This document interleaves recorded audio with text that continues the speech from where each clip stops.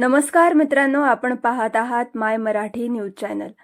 आता बातमी आहे दौंड तालुक्यातील वरवंड येथे लागलेल्या भीषण आगीत अनेक दुकानांचे आणि व्यावसायिक गाड्यांचे मोठ्या प्रमाणावर नुकसान झाले आहे। गरिबीतून कष्टाने उभे केलेले उद्योजकांच्या आयुष्यभराचे साम्राज्य काही तासांत राख झाल्याने परिसरात हळहळ व्यक्त होत आहे। या भीषण आगीत लाखो रुपयांचे आर्थिक नुकसान झाल्याचा प्राथमिक अंदाज व्यक्त करण्यात येत आहे।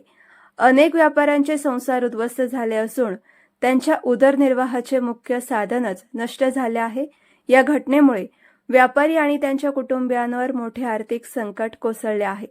विशेष म्हणजे या आगीत सर्वस्व गमावलेल्या उद्योजकांनी समाजातील नागरिक, लोकप्रतिनिधी, सामाजिक संस्था आणि शासनाने मदतीचा हात पुढे करावा असे भावनिक आवाहन केले आहे। गरिबीतून उभा केलेला आमचा व्यवसाय क्षणातच संपला।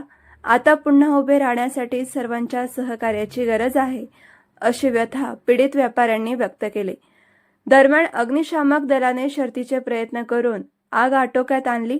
सुदैवाने कोणतीही जीवितहानी झाली नाही। मात्र आगीचे नेमके कारण अद्याप स्पष्ट झाले नसून संबंधित यंत्रणेकडून तपास सुरू आहे।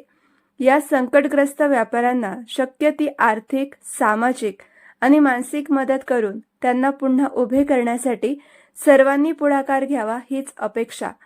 माय मराठी न्यूज चॅनल दौंड, मुख्य संपादक छायाताई नानगुडे। हे वर्कशॉप मी शून्यातनं निर्माण केलेलं होतं। मी रात्रंदिवस कष्ट करतो इथं। माझं जवळजवळ 2.5 कोटीच्या आसपास नुकसान झाले। मला सरकारकडून एवढी विनंती आहे की मला थोडीफार मदत मिळावी आणि मला यातून थोडंसं सावरण्यास काहीतरी सहकार्य करावे। तुमचं नाव आणि मोबाईल नंबर सांगा।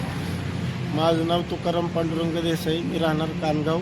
माझा मोबाईल नंबर 99 70 94 59 77।